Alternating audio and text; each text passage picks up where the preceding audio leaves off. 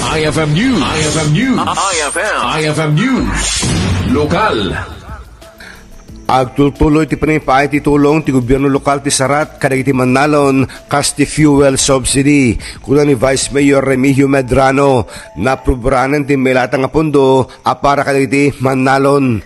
Tandamanan iti pinalokar niya po mayor na fuel subsidy Kadagiti Mannalon na naggapo iti nakita damanan na savings iti general fund in the previous year.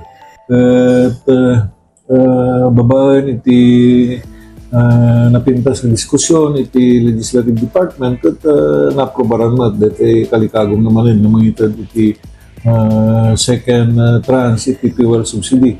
Nukas pagarigan, tagtultuloy dito makontrol nga volatility in oil prices in the world market.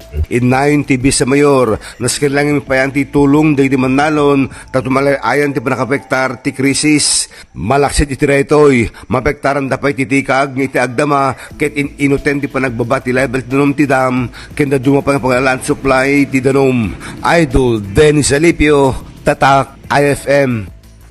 IFM News. IFM News. IFM News. Lokal.